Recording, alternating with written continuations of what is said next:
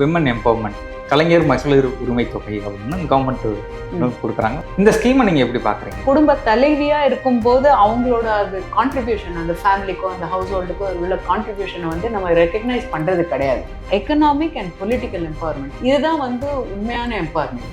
இந்த விமன் எம்பவர்மெண்ட்டுக்காக இந்த பணம் கொடுக்குறதும் விலைவாசி குறைக்கிறதும் அப்படிங்கிறது ஒரே தட்டில் பார்க்க முடியும்? பார்க்க முடியாது. அதை வந்து நம்ம பேரை வச்சே கூட நம்ம பார்க்கலாம். இது வந்து அந்த குடும்ப தலைவிக்கான உரிமை. இப்படி பணம் கொடுக்கறதை வந்து எதிர்த்து கோர்ட்டில் கேஸ் போட்டிருக்காங்க. இந்த பெர்ஸ்பெக்டிவ் எப்படி பார்க்குறீங்க? கோர்ட்டில் கேஸ் போடுறது கான்ஸ்டிடியூஷன்ல பார்ட் 4 அப்படின்னு ஒரு பார்ட் இருக்கு. இந்த பார்ட் வந்து directive principles of state policy. இது வந்து ஸ்டேட்டோட பாலிசி. பார்ட் 4ல இருக்கிறத வந்து நம்ம கோர்ட்டுக்கு எடுத்துன்னு போக முடியாது. பெண்களுக்கு மட்டும் ஏன் கொடுக்கணும்? ஜெண்டர் ஈக்குவாலிட்டி அப்படிங்கிற இடத்துல அதை பார்க்க முடியுமா? இதை நான் வந்து பெண்களுக்கு நான் எடுக்க மாட்டேன். ஹெட் ஆஃப் ஹவுஸ் ஹோல்டு நம்ம இதில் வந்து குடும்ப தலைவி அப்படின்னு சொல்றாங்க. பெண்ணுக்கு 1000 ரூபாய் கொடுக்கல, அந்த குடும்ப தலைவிக்கு 1000 ரூபாய் கொடுக்குறாங்க. அப்படிதான் நம்ம பார்க்கணும். மூர்தன சேட்டுக்கு வரவேற்கிறோம். இன்னைக்கு தமிழ்நாடுல இருக்கக்கூடிய விமன் எம்பவர்மெண்ட் பத்தி பேசலாம். இந்த மகளிர் உரிமை தொகை, கலைஞர் மகளிர் உரிமை தொகை அப்படின்னு கவர்மெண்ட் கொடுக்குறாங்க. மாதம் 1000 ரூபாய் அப்படிங்கிற ஸ்கீம்ல கொடுக்குறாங்க. இந்த ஸ்கீமை நீங்க எப்படி பாக்குறீங்க? பெண்கள் வந்து இப்போ நம்ம இடியோமேட்டிக்கா ஒரு ப்ராவபா சொல்றோம், behind every man successful man there is a woman அப்படின்னு. பட் அந்த உமன் பின்னால இருந்த பெண், அந்த பின்னால இருந்து அந்த குடும்பத்தை பார்க்கறது, இல்லை அவங்க வீட்டில் இருக்க வயதானவங்களை பார்க்கறது, அந்த வீட்டுக்கு தேவையானதை செய்யறது, அப்புறம் அந்த குடும்ப தலைவியா இருக்கும்போது அவங்களோட அது கான்ட்ரிபியூஷன், அந்த ஃபேமிலிக்கோ அந்த ஹவுஸ் ஹோல்டுக்கோ உள்ள கான்ட்ரிபியூஷனை வந்து நம்ம ரெக்கக்னைஸ் பண்றது கிடையாது. சோஷியல் கல்ச்சரல் அப்படின்னு பேசுறது வேற, இல்லை லிட்ரரியா ரொம்ப போயம்ல சொல்றது அதெல்லாம் வேற. ஆனா எக்கனாமிக் அண்ட் பொலிட்டிக்கல் எம்பவர்மெண்ட், இதுதான் வந்து உண்மையான எம்பவர்மெண்ட். ஸோ இது 1000 ரூபாய் கொடுக்கறது வந்து அவங்களுக்கு ஒரு நான் இந்த குடும்பத்துக்கு தலைவி, எனக்கு இந்த உரிமை உண்டு அப்படின்ற ஒரு எம்பவர்மெண்ட் தருது. இப்போ சில பேர் என்ன சொல்றாங்க அப்படின்னா, இந்த மாதிரி ஏன் அவங்களுக்கு பணம் கொடுக்குறீங்க, சும்மா பணம் கொடுக்கறதுக்கு பதிலாக நீங்க விலைவாசியை குறைக்கலாம் அப்படின்னு சொல்றாங்க. இந்த விமன் எம்பவர்மெண்ட்டுக்காக இந்த பணம் கொடுக்கறதும் விலைவாசியை குறைக்கிறதும் அப்படிங்கிறது ஒரே தட்டில் பார்க்க முடியும்? பார்க்க முடியாது. அதை வந்து நம்ம பேரை வச்சே கூட நம்ம பார்க்கலாம். இது வந்து அந்த குடும்ப தலைவிக்கான உரிமை. அது விலைவாசி குறைஞ்சாலும் ஏறினாலும் அவங்களோட சூழ்நிலை இம்ப்ரூவ் ஆனாலும் இல்லைனாலும் அவங்க அந்த குடும்பத்துக்கு தலைவியா இருக்கணும். அந்த பெனிஃபிஷரிஸ்க்கான சில கண்டிஷன்ஸ் இருக்கு. அவங்க இன்கம் டேக்ஸ் கட்டுறவங்களா இருக்கக்கூடாது, அவங்களுக்கு கவர்மெண்ட் பென்ஷனோ இல்லை கவர்மெண்ட் சேலரியோ இருக்கக்கூடாது. அது மாதிரி ஒரு பெண்ணுக்கு வந்து இது ஒரு உரிமை. அது எக்கனாமிக் சிச்சுவேஷனை பத்தி கிடையாது. அவங்களோட உரிமை குடும்ப தலைவியா இருக்கிறதுனால அவங்களுக்கு கொடுக்குற அமௌண்ட். இப்போ இந்த மாதிரியான ஸ்கீம்ஸ் உண்மையிலேயே எப்படி எம்பவர்டா ஆக்குது? நீங்க வந்து எக்கனாமிக் எம்பவர்மெண்ட், பொலிட்டிக்கல் எம்பவர்மெண்ட் தேவை அப்படிங்கிறது வந்து நம்மளும் அதை அக்ரி பண்றோம். ஆனா ரியல் லைஃப்ல அது எப்படி ஃபீல் பண்றாங்க? உங்களுக்கு யாராவது அந்த மாதிரி இந்த பணம் எப்படி உதவுது அப்படின்னு சொல்லியிருக்கிறாங்களா? இதை வந்து நம்ம 2 விஷயமா பார்க்கணும். ஃபர்ஸ்ட் வந்து எம்பவர்மெண்ட்ன்றது நமக்குள்ளேயே ஒரு சுயமரியாதையை ஏற்படுத்துது. நமக்கு ஒரு டிக்னிட்டி வருது. இது என்னோட காசு, என்ன வந்து ஆதரிச்சு எனக்கு கொடுக்குறாங்க, என்னோட கான்ட்ரிபியூஷனை ரெக்கக்னைஸ் பண்ணுறாங்க. ஒரு கவர்மெண்ட் அளவுல நான் வந்து என் குடும்பத்துக்கு செய்யறது வந்து ஒரு வேலிடேஷன் கொடுக்குறாங்க, அங்கீகாரம் கொடுக்குறாங்க. அதுவே வந்து ஒரு எம்பவர்மெண்ட்.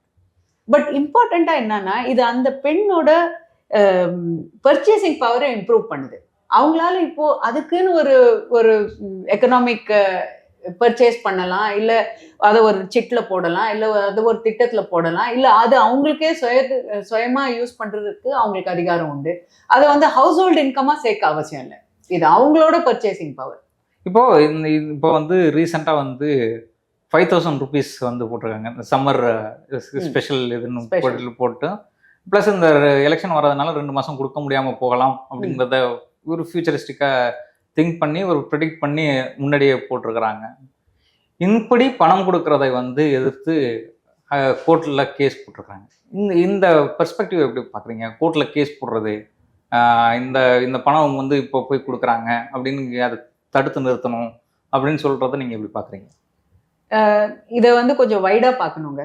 கான்ஸ்டிடியூஷன்ல பார்ட் 4 அப்படின்னு ஒரு பார்ட் இருக்கு. இந்த பார்ட் வந்து directive principles of state policy. இது வந்து ஸ்டேட்டோட பாலிசி. இந்த ஸ்டேட் பாலிசி வந்து negotiable between the citizens and the state. இதை வந்து 2 பேரும் பார்கெயின் பண்ணி கொண்டு வர உரிமை. இதுதான் வந்து பார்ட் 4ல இருக்கு. கான்ஸ்டிடியூஷன் அமைக்கும் போதே, நம்ம அரசமைப்பு சட்டம் வரும்போதே வந்து அவங்க என்ன சொன்னாங்கன்னா, பார்ட் 4 இஸ் நாட் ஜஸ்டிஷபிள். பார்ட் 4ல இருக்கிறத வந்து நம்ம கோர்ட்டுக்கு எடுத்துன்னு போக முடியாது. இது வந்து ஒரு social space, economic space and political space. இந்த பார்கெயின் நடக்கிறதுக்கு எனக்கு தேவை, நீங்க கொடுக்கணும்.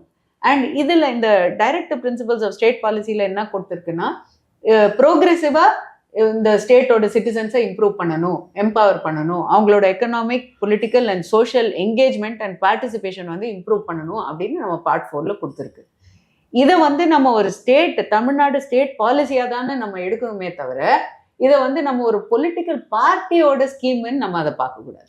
இப்போ வந்து இந்த அண்டர்ஸ்டாண்டிங் தான் இப்போ எலெக்ஷனுக்காக இதை கொடுக்குறாங்கக்கூடிய ஒரு குற்றச்சாட்டை நம்ம வந்து புறந்தள்ளிடலாம். ஏன்னா இது ஸ்டேட் பாலிசி. இது பாலிசி இப்போ மட்டும் பண்ணல, 2023 இருந்து இருக்குது. இது இந்த ஸ்கீம் 23ல இருந்து 1000 rupees கொடுத்துட்டு இருக்காங்க.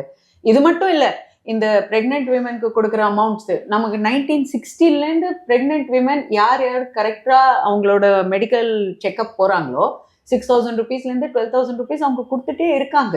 ஸோ இது வந்து ஒரு பொலிட்டிக்கல் பார்ட்டியோட கவனம் அப்படின்னு நம்ம பார்க்க முடியாது. அதே நேரத்தில் பார்த்தீங்கன்னா, மேடம் ஜெயலலிதா சீஃப் மினிஸ்டரா இருக்கும்போது கூட பைசைக்கிள் கொடுத்தாங்க, சைக்கிள் கொடுத்தாங்க, வேற வாஷிங் மிஷின் கொடுத்தாங்க.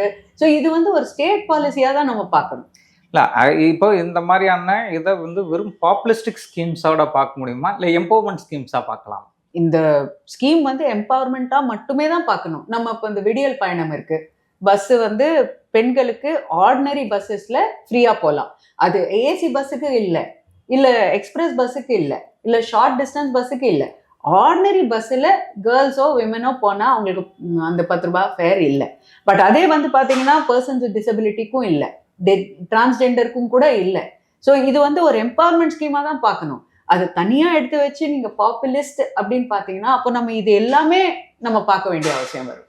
இப்போ இந்த நீங்கள் சொன்னீங்கல்ல விடியல் பயணம், இந்த விடியல் பயணத்தில் போனவங்க அந்த மாதிரி யாராவது நீங்கள் விடியல் பயணத்தில் போயிருக்கிறீங்களா, ட்ராவல் பண்ணியிருக்கீங்களா? ஆக்சுவலாக நான் வந்து விடியல் பயணத்தில் நிறைய வாட்டி போயிருக்கிறேன். எங்கள் டாட்டர்ஸ் 2 பேருமே ரொம்ப அதை விரும்பி, அது ஒரு ஜோஷாக போவாங்க. இப்போ ரீசெண்டாக பார்த்தீங்கன்னா எங்கள் பெரிய பொண்ணு காலேஜுக்கு போகிறவங்க, அவங்க காலேஜ் மூலமாக வண்டலூர் ஜூக்கு அவங்க ஸ்டடிக்காக, ரிசர்ச் பர்பஸஸ்க்காக போகிறாங்க. அப்போ அவங்க மொத்தம் கிளாஸும் போகும்போது பெண்கள் வந்து டிக்கெட் அமௌண்ட் கொடுக்காம டிக்கெட் வாங்கி அதில் போகும்போது அவங்களுக்கு அதில் ஒரு ஜோஷ் வருது. இந்த கவர்மெண்ட்ல எனக்கு ஒரு ஆதாரம் இருக்கு, இந்த கவர்மெண்ட் வந்து எனக்கு ஒரு அங்கீகாரம் கொடுக்குது அப்படின்னு ஒரு எம்பவர்மெண்ட் இருக்கு. அது மென்னும் பார்க்குறாங்க. நம்ம எம்பவர்மெண்ட் வந்து வெறும் விமென் எம்பவர்மெண்ட்னு நம்ம பார்க்க முடியாது, அதை வந்து மென் பார்க்குறாங்க. இந்த கவர்மெண்ட்ல விமென்க்கு ஸ்பெஷலா எம்பவர்மெண்ட் ஸ்கீம்ஸ் இருக்கு. இதை வந்து நாமளும் வந்து as men we must also respect. இதை வந்து நம்ம ஒரு காம்படிஷனா பார்க்காம, ஓ இது வந்து ஒரு பாலிசி, இந்த பாலிசியில நானும் பங்கேற்கணும் அப்படின்னு தான் வந்து பார்க்குறாங்க. இப்போ இந்த காம்படிஷனாக பார்க்கக்கூடாது அப்படிங்கிறது வந்து பெர்ஸ்பெக்டிவ், நல்ல பெர்ஸ்பெக்டிவ் தான். இப்போ வந்து பொலிட்டிக்கலாக இந்த ஒரு கொஸ்டின் மட்டும் பொலிட்டிக்கலாக சொல்லுவேன். இப்போது பெண்களுக்கு மட்டும் ஏன் கொடுக்கணும், ஆண்களுக்கும் நாங்கள் தரோம் அப்படின்னு சொல்கிறது இருக்குல்ல, அது வந்து ஈக்குவல், அந்த ஜெண்டர் ஈக்குவாலிட்டி அப்படிங்கிற இடத்துல அதை பார்க்க முடியுமா, இல்லை எப்படி? இப்போ இந்த உரிமை தொகையை வந்து ஆண்களுக்கும் கொடுக்கணுங்கிற டிமாண்டு, இல்லை பெண்களுக்கு மட்டும் கொடுக்குறாங்க, இதை வந்து அது மட்டும் ஆண்களுக்கு வந்து வஞ்சிக்கப்படுறாங்க அப்படின்னு சொல்லக்கூடிய குற்றச்சாட்டை எப்படி பார்க்கலாம்? இதை நான் வந்து பெண்களுக்கு நான் எடுக்க மாட்டேன். ஹெட் ஆஃப் ஹவுஸ் ஹோல்டு நம்ம இதில் வந்து குடும்ப தலைவி அப்படின்னு சொல்கிறாங்க. பெண்ணுக்கு 1000 ரூபாய் கொடுக்கல, அந்த குடும்ப தலைவிக்கு 1000 ரூபாய் கொடுக்குறாங்க. அப்படிதான் நம்ம பார்க்கணும். மகளிர் உரிமையிலேயே வந்து 2 பாயிண்ட் இருக்கு. ஒன்று, அந்த குடும்பத்துக்கு அவங்க தலைவியா இருக்கணும். ஒன்று. 2வது, இப்போ நான் குடும்ப தலைவி அப்படின்னா எனக்கு சில டியூட்டிஸ் இருக்கு. அந்த தலைவியா அந்த டியூட்டிஸ் நான் செய்யணும், அந்த டியூட்டிஸ் நான் எடுத்து காட்ட முடியணும். அதுக்கு தான் அந்த 1000 ரூபாய் கொடுக்குறாங்க. இப்போ புதுமை பெண் திட்டம் அப்படிங்கிறது வந்து நீங்க ஏற்கனவே சொன்னீங்கல்ல, பிரெக்னண்டா இருக்கும் பொழுதுலேருந்து இப்போ இருக்க வரைக்கும் ஒரு பணம் கொடுக்குறாங்க அப்படிங்கிறது 1967 அப்புறம்லேருந்து வந்திருக்கு. இப்போ வந்து இந்த புதுமை பெண் திட்டம் அப்படிங்கிறது வந்து காலேஜ் கோயிங் ஸ்டூடெண்ட்ஸ்க்கு வந்து மாசம் 1000 ரூபாய் கொடுக்குறாங்க அப்படின்றது. ஸ்டூடெண்ட்டுக்கு இந்த பணம் எப்படியான ஹெல்ப்ஃபுல்லாக இருக்கும்? அது பெண்களுக்கு வந்து இந்த மாதிரியான இது இருக்கும். அகைன் நான் இதை எப்படி பார்க்குறேன்னா, ஒரு அமௌண்ட் நம்ம கையில் இருந்தால் அது ஒரு எம்பவர்மெண்ட், எக்கனாமிக் எம்பவர்மெண்ட். அதை வந்து நான் எப்படி அதை சேமிக்கணும், அந்த saving behaviour, financial responsibility, fiscal responsibility. என் கையில் இப்போ 12,000 ரூபாய் இருக்குது இந்த வருஷம் எனக்கு 12,000 ரூபாய் கையில் வருது. அந்த ரூபாயை வந்து நான் எப்படி அதை சேவ் பண்ணுவேன், அதை எப்படி நான் இன்வெஸ்ட் பண்ணுவேன், எதில் நான் அதை ஸ்பெண்ட் பண்ணுவேன், எப்படி இப்போ நம்ம இதை வந்து எப்படி கூட எதெல்லாம் கூட பார்க்கணும்னா, இப்போ இந்த மக்கள் தேடி மருத்துவம், இப்போ இந்த 1000 ரூபாய் வந்து நான் மருந்துக்கு போடுவேன்னா இல்லை, தேவையில்லை, ஏன்னா இந்த மக்கள் தேடி மருத்துவம் இருக்கு, இல்லை வேற ஏதாவது ஸ்கீம் வருது. ஸோ இந்த 12,000 என் கையில் வர்றது வந்து நான் எப்படி இன்வெஸ்ட் பண்ணுறது, அதை எப்படி சேவ் பண்ணுறது, அதை நெக்ஸ்ட் எப்படி யூஸ் பண்ணுறது அப்படின்ற ரெஸ்பான்சிபிலிட்டியும் தாட்டும் வரும். இப்போ இந்த முன்னாடி வந்து தாலிக்கு தங்கம் அப்படிங்கிற திட்டத்தை தான் இங்கே வந்து இப்போ மாற்றினாங்க. தாலிக்கு தங்கம் கொடுக்கறத விட படிக்கிறதுக்கு பணமாக கொடுக்கறது அப்படிங்கிறத வந்து இருப்பாங்க. ஸோ இந்த கம்பாரிசன் தங்கமாக கொடுக்கறது பெஸ்ட்டா இல்லை இதுவாக பேங்க்ல கொடுக்கறது பெஸ்ட்டா, எப்படி பார்க்குறீங்க? ஆக்சுவலா ஐ திங்க் இங்க ஒரு மேரேஜ் ஸ்கீம் கூட இருக்கு அப்படின்னு நான் நினைக்கிறேன். 10வது படிச்ச பிரைடுக்கு ஒரு அமௌண்ட் இருக்கு. ஸோ இதுலயும் நீங்க வந்து ஒரு என்கரேஜ்மெண்ட் தான் பாக்குறீங்க. சீக்கிரமா கல்யாணம் பண்ணாதீங்க, 10வது 12வது முடிக்கட்டும், முடிச்சு வேலைக்கு வரட்டும். நான் இதை எப்படி பாக்குறேன்னா, 2 விஷயமா நான் பாக்குறேன். ஓவராலா நம்ம பார்க்கும்போது தமிழ்நாடு தான் வந்து one of the industrialise states. இப்போ நமக்கு நிறைய இண்டஸ்ட்ரியலி ஸ்கில்டு பீப்புள் தேவை, நிறைய ஆஃபீஸ் கோவர்ஸ் தேவை, நிறைய விதமான ட்ரெயின்டு பர்சனல் நமக்கு தேவை. நம்ம இண்டஸ்ட்ரீஸ் வளர வளர நம்ம வந்து வெறும் ஆண்களை மட்டும்தான் நம்ம வேலைக்கு வைக்க முடியும் அப்படின்னு வந்தோம்னா நம்மளோட இண்டஸ்ட்ரியல் க்ரோத் குறைஞ்சிடும். இதுக்கான ப்ரிப்பரேஷனாக தான் நான் பார்க்குறேன். இன்னிலேருந்தே நான் வந்து அமௌண்ட் எப்படி சேவ் பண்ணுறது, என் பேங்க் அக்கௌண்ட் வச்சுக்கிறது. இப்போ இந்த பேங்க் அக்கௌண்ட் வச்சுக்கிட்டா என்ன அட்வான்டேஜ், போக போக நம்ம இம்ப்ரூவ்மெண்ட் ஆகும்போது எனக்கு பேன் கார்டு வரும், இன்கம் டேக்ஸ் வரும், அந்த டாக்ஸேஷன்ல நான் அப்படியே என்டர் ஆயிடுவேன். இது மாதிரி தான் நம்ம பார்க்கணும். ஸ்டூடெண்ட் டைம்லேருந்தே நமக்கு வந்து ஒரு பேங்க் அக்கௌண்ட் இருந்து நமக்கு டிசிப்ளின் இருந்தால் டாக்ஸபிள் அமௌண்ட் வரும்போது we will be clear, அது நெக்ஸ்ட் என்ன பண்ணணும்னு நமக்கு தெரியும். இப்போ இந்த மாதிரியான இலவசங்கள் வந்து கூடாது, எங்கேருந்து பணம் வருது, இலவசம்லாம் கொடுக்குறீங்க அப்படின்னு சொல்லிட்டு தமிழ்நாடு கவர்மெண்ட் வந்து இதுக்கான நீங்கள் வந்து ஒரு பிரமாண பத்திரத்தை வந்து தாக்கல் பண்ணணும் அப்படின்னு சொல்லிட்டு இன்னைக்கு சுப்ரீம் கோர்ட்டில் வந்து ஜஸ்டிஸ் சூரியகாந்த் வந்து சொல்லியிருக்கிறாரு. எப்படி பார்க்குறீங்க? அவங்க வந்து இலவசங்கள்லாம் தேவையில்லை, ஏன் கடன் வாங்கி இலவசங்கள் கொடுக்குறாங்க அப்படின்னு சொல்கிறத வந்து எப்படி பார்க்குறீங்க? இது வந்து இதில் நம்ம 3 விஷயம் பார்க்கணும். ஃபர்ஸ்ட் நான் சொன்னது அந்த ஸ்டேட் பாலிசி ஆஃப் எம்பவர்மெண்ட். இதை வந்து நம்ம கொஸ்டின் பண்ண முடியுமா? ஃபெடரலிசம் கீழே நம்ம வந்து இதை கொஸ்டின் பண்ண முடியுமா? இது என்னோட கவர்மெண்ட்டு என்னோட பீப்புளுக்கான தேவைகளை உரிமைகளை கொடுக்கறது, இதை வந்து யார் கொஸ்டின் பண்ண முடியும் அப்படின்றது ஒரு கேள்வி இருக்கு. செகண்டு, இது இலவசங்கள் அப்படின்னு சொல்றதே வந்து நான் தப்பா பார்க்குறேன். ஏன்னா ஒருத்தருக்கு வந்து நம்ம உரிமையை கொடுக்குறோம், அவங்களுக்கு இலவசம் கொடுக்கல. நம்ம வந்து அவங்கள உரிமை கொடுத்தோம்னா நெக்ஸ்ட் லெவல் அவங்கள கொண்டு வர்றதுக்கு தான் நம்ம கொடுக்குறோம். ஸோ அதை இலவசமா நம்ம கொடுக்குறோம் அப்படின்றது கூட நம்ம கொஸ்டின் பண்ணலாம். 3வது, நீங்க எங்கேருந்து கொடுக்குறீங்கன்னா இது பட்ஜெட்ல இருக்கு. ஏன்னா 2023 இந்த ஸ்கீம் இருக்கு. ஸோ அது பட்ஜெட்லயும் இருக்கு. அண்ட் அதே நேரத்தில் வருஷம் நமக்கு சென்ட்ரல் கவர்மெண்ட்லேருந்து வர அமௌண்ட்ஸு ப்ளஸ் நம்ம ஸ்டேட்லேருந்து டெவலப் ஆகிற இண்டஸ்ட்ரீஸ்லேருந்து தான் நமக்கு கொடுக்குறாங்க. அதில் ஒரு mismatch of budget and deficit இருக்குன்னா அதுவும் நம்ம கவர்மெண்ட் டீல் பண்ணுவாங்க. அந்த அஃபிடவிட்டுக்கு நானும் வெயிட் பண்ணுறேன், அதில் என்ன ஆன்சர் வருது அப்படின்னு. இல்லை அதுதான் இப்போ இதை வந்து எந்த மாரல் கேம்பஸில் வந்து இப்படியான கொஸ்டின் வருதுங்கிறது தான் கொஸ்டின். இது வந்து சுப்ரீம் கோர்ட் ஜட்ஜாக இருக்காருன்னா அவருக்கு நிறைய பெனிஃபிட்ஸ் இருக்கு இல்லையா? இப்போ ஒரு ப்ரொஃபஷனல் பெனிஃபிட்ஸ் சில விஷயங்கள் இருக்குல்ல. இப்போ 100 யூனிட் கரண்ட் இலவச மின்சாரம் அப்படிங்கிறதும் 100 யூனிட் கரண்ட் வந்து நீங்கள் அது வரைக்கும் சார்ஜஸ் இல்லை அப்படிங்கிறதும் வந்து அது வந்து ஒருத்தவங்களை எம்பவர் பண்ணுறதுக்கு அந்த பட்டனை கொண்டு போய் அந்த இது பண்ணுறதுக்கு உள்ள இருக்கக்கூடிய இடத்துல இருந்து தானே அதை பார்க்க வேண்டியதாக இருக்குது. அப்போ அந்த கவர்மெண்ட் சொல்கிறத ஏன் இவங்க வந்து ஒரு வேற மாதிரியான லென்ஸ்ல பாக்குறாங்க?